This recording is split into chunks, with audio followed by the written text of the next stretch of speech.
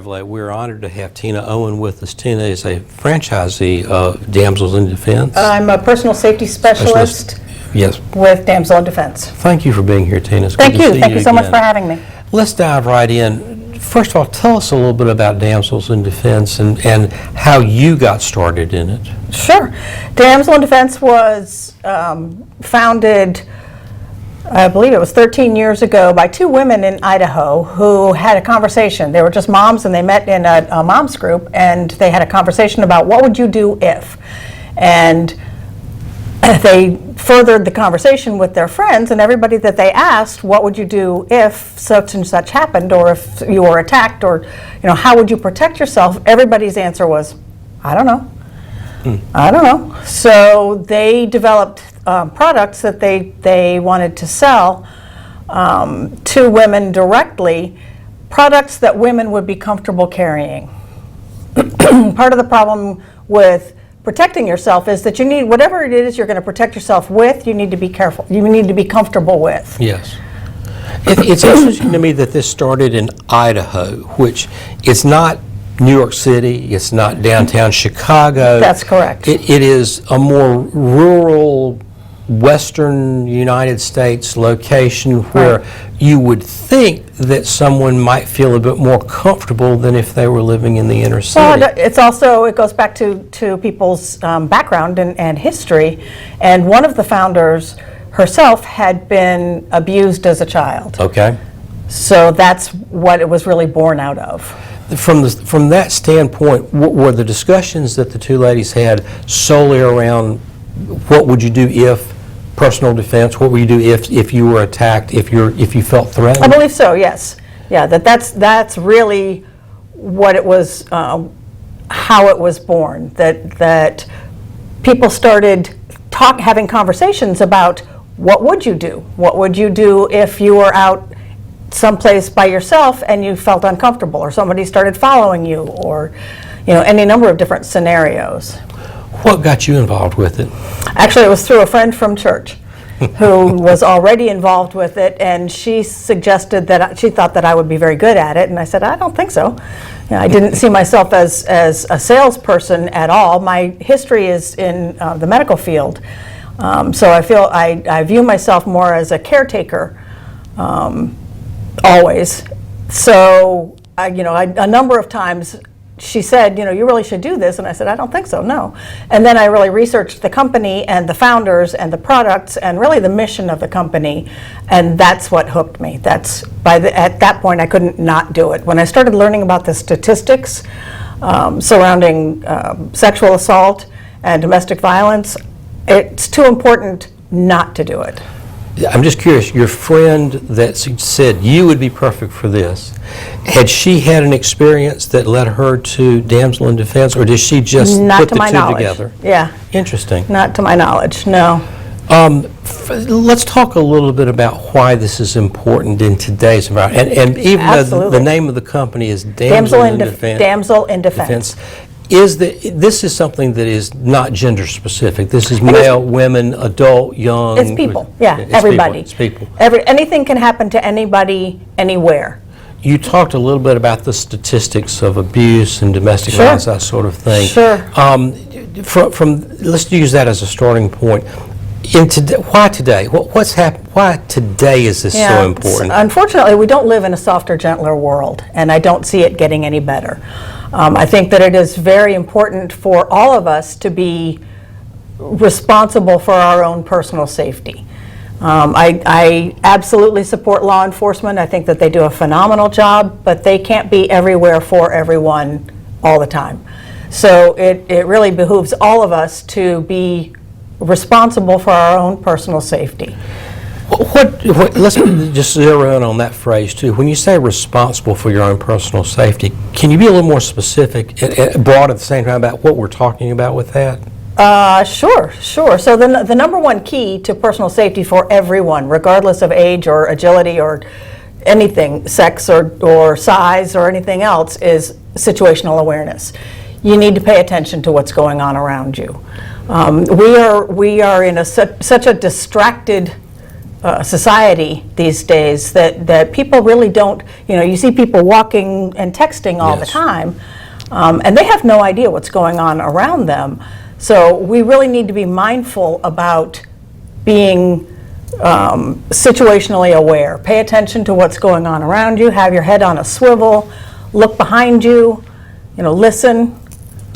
So can we go just a little deeper into some of those things? So, for example, let's just say someone needs to go to Harris Teeter for grocery shopping. Sure. They're going to get in their car, they're going to drive to Harris Teeter, park in the parking lot.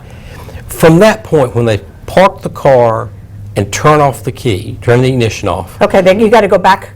Okay. Yeah, you've got to figure out, think of where you're going to park, Okay. where and how you're going to park. And that would involve That would always park, if you can, near a light, if ideally. People say, well, I'm not planning to be here after dark. Well, plans change. yes. So things come up, things happen. So always, if you can, park near a light. Pay attention to what kind of vehicle you're parking next I was to. going to ask you, yes. So are there some things that you should look out for the vehicles that you would be parking around? Sure, you want to look and see if there's anybody occupying the vehicles next to you. Okay. If you want to avoid vans, if you can, or big vehicles that are going to obstruct people's view. Ideally, you don't want to pull into a spot next to a vehicle, particularly a truck, that has backed in on your driver's side, because when you Okay. open your door, they open their door, you're trapped in that space. I hadn't thought about that. That's interesting. You talk about big vehicles. It's becoming increasingly challenging not to park next to a big vehicle It is. with the onset of such big pickup trucks and vehicles that are out there. That's true. That's true. How about once you get out of the car and start walking to the store? Anything to think about at that point? Look around you and see what and who is around you. Don't be so intent on thinking about your grocery list or reading your grocery list or texting or whatever else can distract you. You need to be paying attention. Tina, two things come to mind that I just want to ask you about, because I think our viewers may be thinking this. One, somebody would say, well, what you're saying is you need to profile people. No, I don't think so. I don't think it's profiling people at all. I think that it is self-preservation more than anything. That I want to protect myself or my children if I have children. And people with small children are by definition distracted. So they need to be even more situationally aware. Pay attention to everything that's going around. Where's Johnny running off to? Where's Susie running off to? Hold on to them and get into the store safely. It's a different world. Our world has evolved, and it's not all bad. I think it's a great, it's wonderful. But I think that we just really need to take more responsibility. Is this bordering on paranoia? No, and that's a good point. That the last thing that I ever want to be is a fearmongerer. I don't want people to be scared. My tagline has always been, be prepared, not scared. I like that, yes. I want people to be prepared and to be proactive. People always think a lot about what could happen to their stuff.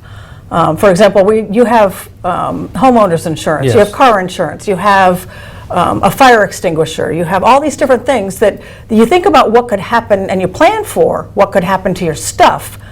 What about what could happen to you? Because if you're not here, then your stuff really doesn't matter. Well, the grocery store seems to be a good example of that, because you go in, you buy your groceries. Most people are going to take them themselves out to their car. Correct. You'd be might be just as concerned about your safety as it would be your groceries, as you're trying to get them into the car, get the kids into the car, and then Right, exactly. And that's when people really need to be paying attention to what's going on around them. There seems, it's not so much right now, but in months past, I would go to different places, whether it be Walmart or a grocery store or just a large parking lot, and there would be people that would approach you and they would approach me, hey, I ran out of gas, I need $5 for that sort of thing. Very, very heartfelt appeal for that, yet there's just something off about that. Does that make any sense to you? It does make sense to me, and as much as I want to help and support people, and I love people, and I want to support them and help them, I can't do that for everybody, and I need to pay more attention to my own personal safety. As someone starts down this path to say, okay, maybe I do need to be more aware, live in the moment, see what's around me, and make a decision at that point.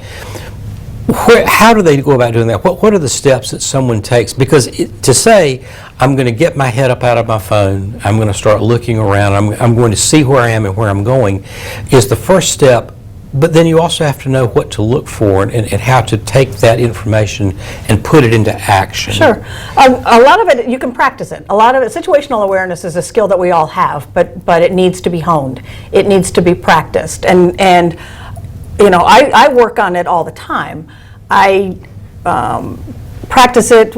If I'm out to dinner with my husband, for example, I will look at the table next to us and then look back, and in my head I will try to describe the person at the table next to me in as much detail as I possibly can.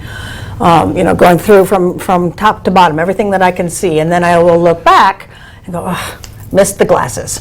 So I just keep practicing it all the time. So the more you practice anything, the better you're going to become at it. And something like that just takes a moment. It's not taking a tremendous amount of your time. It's looking, seeing, and thinking about it. Exactly. Being in the moment. Yes. In the moment and not, drifting off somewhere. Have you reached the point, or I guess we all do, where you just trust your gut, so to speak? Absolutely. You have to trust your gut. So let's talk a little bit about that, because if you're distracted, you're not going to listen to what your body's saying, what your gut's saying. But if you're aware, how strong and how accurate is that that feeling that either this is right or this may not, I don't feel comfortable in this? Exactly. Do you understand what I'm asking? I do, that there are different levels of awareness, that if you're at home on your couch and you're watching TV, then you should be completely relaxed. But then there are different heightened levels of awareness. And your gut is a God-given instinct that tells you something might not be right. Pay attention. You may need to act. I make it very clear to people that I am not a licensed or certified self-defense instructor. If I teach is personal safety, which is far more basic and applicable really to everyone. That you need to, if you see something, say something. If you see something that makes the hair on the back of your neck stand up, then pay attention. Not to put words in your mouth, if you see something, listen to. If you feel something, listen to it. Listen to it. If you see something, say Say I mean, something. Exactly. the two go together. Yes, from they do. that standpoint. Yes, they do. Is this something that, how young can you be before you start being attuned to this? I think very young. I think that parents, it is very important for parents to educate their kids about their own bodies, their own personal safety, about who can touch them, who they should trust. People always talk about stranger danger, but unfortunately, typically the most dangerous person to a child, sometimes the most dangerous person to a child is someone that they know. It's not going to be a stranger. It's not going to be somebody who looks like a monster. It's going to be somebody that they know or somebody that they're familiar with, somebody that looks like a normal person. You mentioned that when the company started, the two women developed not only the teaching of personal awareness and this sort of thing, there are also some products that there are. Tell us a little bit about that. Sure, that we have a full product line of all non-lethal personal protection products. Part of the problem that the founders discovered was that a lot of women are not comfortable with firearms or lethal weapons.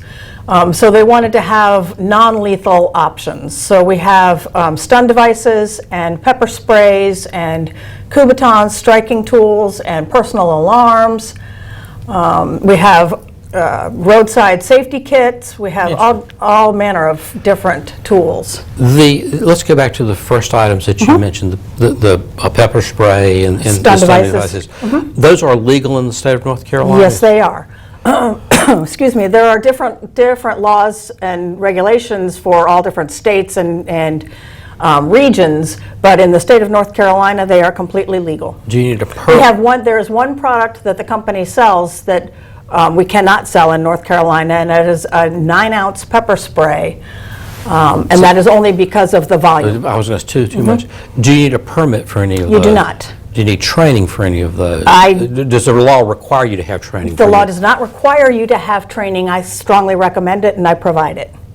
That's part of what the benefit. You can buy a pepper spray in any corner drugstore. You sure can. But there's nobody there to teach you the proper way to use it, which is critical. That if you're going to buy something that's ideally going to save your life, then you really need to know how to use it properly. I just will say that I walk daily, most every day, through a neighborhood and houses all around it. Yet I carry a pepper spray with me in my pocket just because. Exactly. You never. You never know. You never know. You never know. And it's. I just feel it's only about that big, but it would give me one line of defense Exactly. that I don't have, that I hope I never have to use. Exactly. But the problem, a lot of people don't understand how to use it properly. They don't know what they have. They don't know what their product is. They don't know how far they can expect it to shoot. How far should it shoot? When does it expire? All pepper sprays expire. A lot of people keep store their pepper spray in their car, which is the last place you want to keep it. You should never keep a pepper spray in the car because of the temperature variances will break down the pepper spray, and it's not going to break down the pepper component. It's actually the propellant that's going to break down. Tina, our time in these interviews goes so quickly. We wrap things up. I do want to take a moment and say we're on a college campus as we speak. Parents are sending their children, their sons and daughters, to college. They will be doing. They did it now. They're doing it in August. We're doing it in August. For those parents who are saying it doesn't matter whether it's a boy or a girl, I'm concerned about my child's safety on campus. Absolutely. What can those parents do to try and help their children be safe on campus? If they can equip them with different tools, with pepper spray or a stun device or a striking tool or a personal alarm. We have some that will track you wherever you are, that with Bluetooth technology. My child says, I don't want you to track me. I don't want you to know where I am. Exactly. But, when push comes to shove and they are fighting for their life, then they want somebody else tracking them and being able to deploy, say, 911. Campuses are unique situations because they're not fortresses, they're not walled. People, if somebody wants to get on a campus, they can. Right. And it's also a place that once somebody is here, they can be lulled into a sense of confidence that may not be truthful. That's exactly right. I work a lot with college students, particularly college freshman women, because they are the most vulnerable. And it's at the very beginning of the school year during the red zone that they are the most vulnerable, which is the red zone is the time period between August and Thanksgiving that statistically has the highest incidence of sexual assault on a college campus, any college campus. I never heard it called that. I did not realize that. That is interesting. It is, because these kids have been, number one, let loose for the first time. Yeah. They're on a college campus. They think that they're in a safe environment, which not necessarily. They think that everybody is on campus for the same reasons that they are. There's no alcohol on not campus. Not necessarily. No alcohol on campus that would cloud your judgment at all. Never. No. Exactly. And they may be, participating in activities that they hadn't otherwise participated in. If what we have talked about today has sparked anything in a child, a teen, an adult, a parent, How can they get in touch with you? What are the steps that they could take Absolutely, to help themselves and help their families and friends? Sure. I have a website that they can go to that also has my email address. My website is stylingsafety.com. We'll have that here at the station. If they do a search for Damsel in Defense North Carolina, or will that bring you up? There are a lot of us, so it will not necessarily bring. Stylingsafety.com is my website. Styling Safety. That's my website. Tina Owen. Tina Owen. We'll a search for Tina Owen, which should bring you up as well. There you go. There you go. There you go. If you wanted to leave our viewers with one thing to take away from our time together, what would that be? I would say invest in yourself. You are worth it. Absolutely. Invest the time and really pay attention. You know, there's somebody or something, even if it's a house plant at home, counting on you coming home safely. Invest in yourself. That's a very interesting and a very apt way to put it, because as we talked about at the beginning, personal safety is your responsibility first and foremost. It's no one else's. You can't farm that out to someone. That's right. Tina, thank you so much for being here. Thank you so much I really for having me, appreciate it. I think it'd be a good, bring you back I'd love to. down the road to be a little more specific. Maybe bring you back during the red zone period of time. I would love to. To talk specifically to parents and freshmen on college campuses about the things to think about and how to be safe at that point. Sure, you've got to be proactive. Tina Owen, Damsel in Defense, thank you so much for being with us today. We're going to step aside for these commercial messages, and Fred's got to look at weather, and we'll come back to wrap things up.